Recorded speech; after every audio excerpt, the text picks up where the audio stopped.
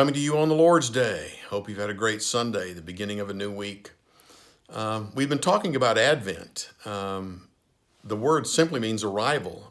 More notably, it's the arrival of something remarkable, important, or famous, a person or a thing. I found an old dictionary around the house going back to 1967, and certainly the first definition given was arrival. But the next three were about Jesus being born in Bethlehem, the 4 Sundays before Christmas being celebrated as an Advent season by Christians. And then the last one that was concerning Jesus was his second coming. What I'm trying to say is that Advent used to be understood religiously, more so spiritually, and always all about Jesus. Not so much today. Lord help us. But talking about Advent, the question is, why did Jesus come?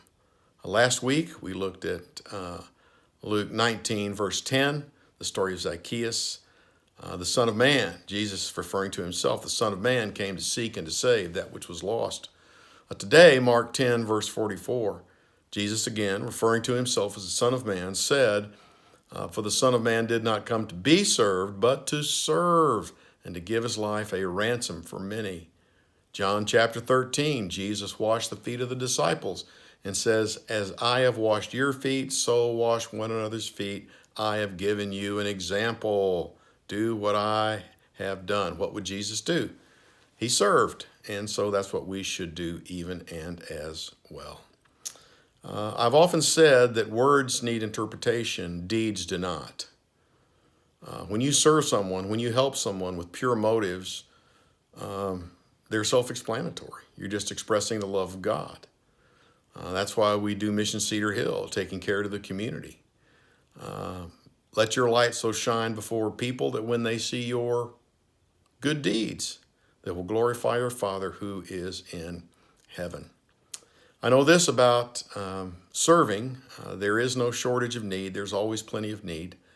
Need cannot be scheduled. Look at Luke chapter 10, the Good Samaritan. You might be actually on some big business trip.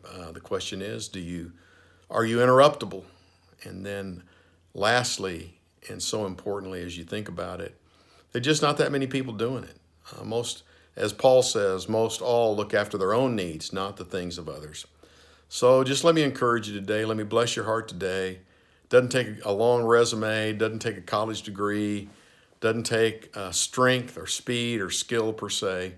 All it takes, willing hearts and willing hands to be a servant of God, to serve the Lord Jesus Christ as we serve other people.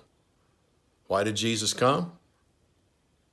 The Son of Man did not come to be served, but to serve and to give his life a ransom for many. God bless you. Have a good evening.